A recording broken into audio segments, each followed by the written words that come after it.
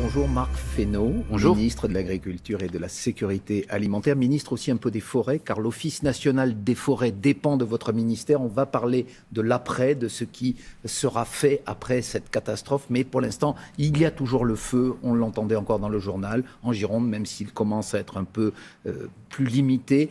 Il y a l'urgence et il y a un gouvernement qui est obligé de s'expliquer sur le manque de moyens dont certains l'accusent. Oui, alors c'est toujours les sujets qui viennent quand il y a des incendies de cette ampleur. On est face à des phénomènes qui sont exceptionnels. C'est plus de 20 000 hectares en Gironde, 1 500 dans le Finistère, 1 500 dans les Bouches-du-Rhône, avec plus de 300 départs de feu, je crois, qui sont à l'œuvre. D'abord saluer l'engagement des sapeurs-pompiers, saluer l'engagement des forces de sécurité civile, les gendarmes, les policiers. Puis saluer aussi les forestiers, ceux de l'Office national des forêts, et puis les forestiers privés qui sont très engagés pour essayer de lutter. Et puis aussi les agriculteurs qui apportent leur main forte aussi.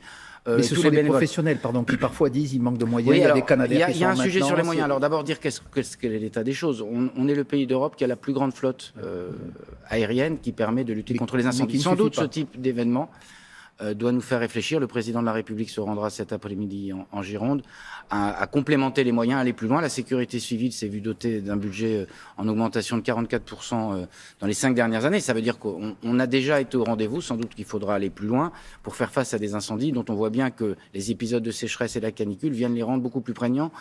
C'est très rare qu'on ait des incendies dans le Finistère. Je pense aux incendies qui ont lieu dans les monts d'Arrée. On arrivait à concentrer les moyens sur les zones les plus à risque, le bassin méditerranéen, un peu la Gironde quand même. Mais ce que vous dites en creux, c'est qu'aujourd'hui, on n'était pas armé pour affronter ces méga-feux qui éclatent un peu partout, finalement. Moi, je constate qu'on a des moyens, qu'on a dû déployer des moyens importants. Sans doute faudra-t-il aller plus loin, mais déjà, pas suffisant. C'est toujours... Pardon de le dire comme ça, c'est toujours commode de dire une fois qu'on a des événements, de dire si on avait su, si on avait pu, si on avait voulu. La vérité, c'est que le gouvernement a déjà été à l'œuvre, puisque les budgets sont tachés à l'eau. Oui, gouverner, c'est prévoir. Mais c'est ce qu'on a fait pour la sécurité civile, puisqu'on a augmenté le budget, qu'il y a 850 millions qui sont prévus pour remettre à niveau la flotte. Et donc ça ne date pas, c'est pas une mesure qui date d'aujourd'hui, c'est une mesure qui avait été prise avant. Donc on avait pleinement pris conscience, il faut que ça monte en puissance, effectivement. Au-delà de la lutte contre le feu, est-ce qu'il faudra repenser les forêts lorsqu'elles seront replantées après cette catastrophe? Alors on a deux sujets sans doute là-dedans. Est-ce qu'il ne faut pas, par exemple, planter que des résineux? Non, mais il y a deux sujets. Il y a un premier sujet, c'est qu'on a une forêt qui a une tendance structurelle à dépérir compte tenu des événements climatiques et du dérèglement climatique. Je pense à ce qui se passe dans l'Est avec un dépérissement lié à une maladie. Et deux, des essences qui sont peut-être moins adaptées ou pas assez adaptées, y compris dans des forêts de feuillus, y compris dans des régions comme les miennes. Et donc, on a besoin de réorienter les plantations. Le centre-Val de Loire. Le centre-Val de Loire, vous avez raison de le préciser. Oui. Et donc, on a besoin de réorienter les plantations. C'est un travail de temps long. Là aussi, il y a des moyens. Et là aussi, on n'a pas attendu cet épisode-là pour le faire, puisque le président de la République avait annoncé, y compris dans la campagne présidentielle, c'était qu'on aille beaucoup plus loin. Il y a plus d'1 milliard d'euros qui sont prévus pour faire la replantation. Mais donc, là, on voit que les pins, par exemple, en Gironde, ils partent comme en torche. Il faut globalement réfléchir sur la question du dépérissement et modifier les plantations qu'on a dans nos forêts. Et puis des moyens de lutte qui fassent qu'on ait plus de diversité sans doute, qu'on ait plus de ce qu'on appelle des pare-feux, c'est-à-dire des bandes qui sont sans plantation mais qui permettent de ralentir en cas d'incendie, les affaires de desserte forestière. Donc on a toute une panoplie d'outils. Je réunirai la semaine prochaine un certain nombre d'acteurs pour travailler sur ces questions. Il n'est pas temps pour l'instant, vous le comprendrez, puisque là il est temps de lutter contre l'incendie. Je répète, il faut saluer l'engagement des pompiers qui ont préservé beaucoup de biens et beaucoup de personnes. Et après, il sera le temps de la reconstruction et de la replantation. Vous nous annoncez qu'il y aura une réunion la semaine prochaine à votre ministère sur ces questions. Avec mes collègues de la transition écologique. Oui. C'est souvent des propriétaires privés qui possèdent ces forêts. Est-ce que vous pouvez les contraindre à planter On peut les orienter. Il y a déjà des dispositifs dans le code rural qui permettent d'orienter un certain nombre de choses, y compris en termes de renouvellement, y compris en termes de lutte contre les incendies. Et donc, c'est avec eux qu'on va travailler. Et avec, évidemment, les gestionnaires publics que sont l'ONF en particulier, les communes forestières aussi. Marc Fesneau, à côté de ces incendies exceptionnels, il y a une autre conséquence catastrophique de cette situation météo, c'est la sécheresse qui se prolonge, qui dure depuis des semaines, depuis des mois.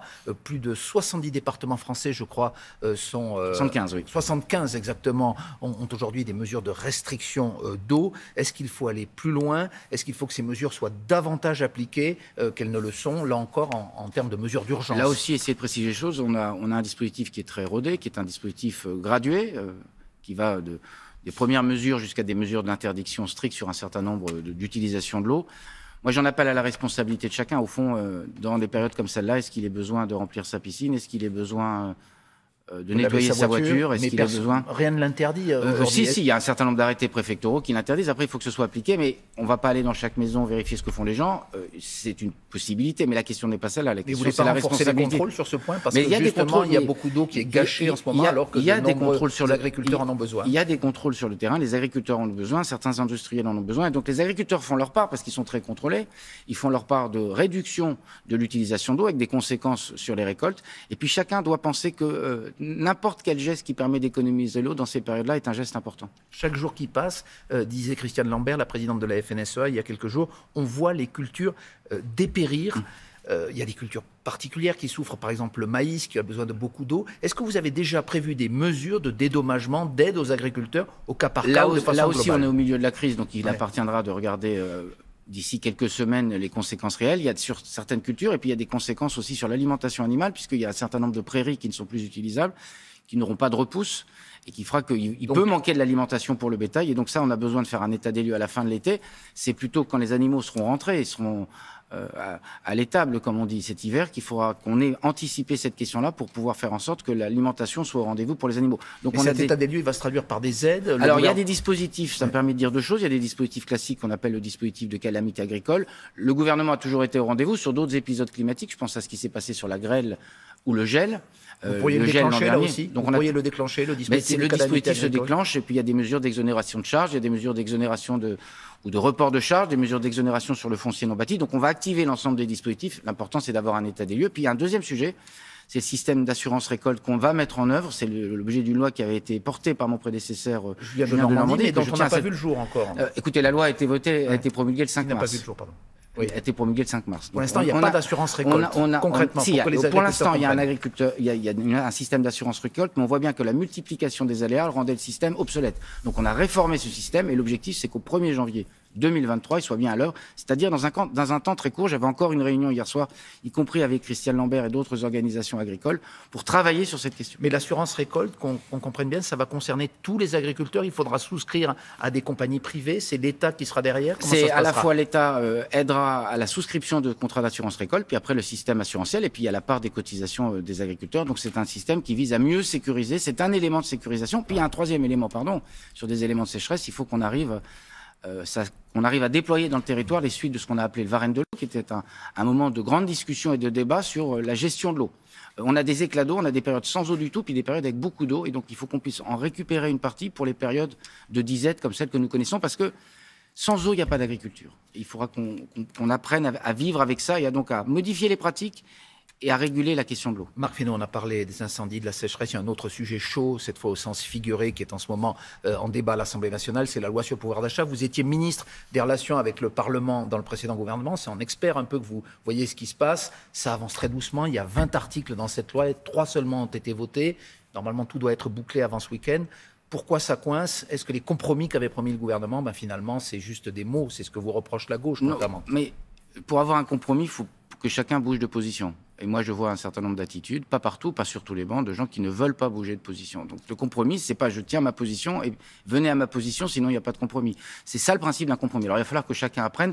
Le gouvernement y est prêt. Il y a un certain nombre de travaux qui ont été faits avec, y compris des gens de l'opposition, y compris avec les parlementaires de la majorité.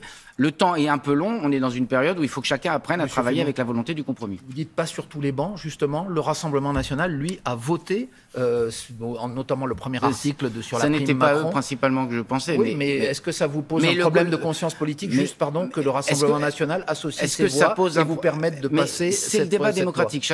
Personne n'est obligé de voter ce qu'il a voté. Il n'y a pas de mandat impératif. Deuxième élément, personne ne s'offusque que la semaine dernière, le Rassemblement national avec la France insoumise ait fait sauter l'article 2 du projet de loi sanitaire. Donc c'est le débat démocratique. Aucun état d'âme là-dessus. Non, mais c'est pas une question d'état d'âme.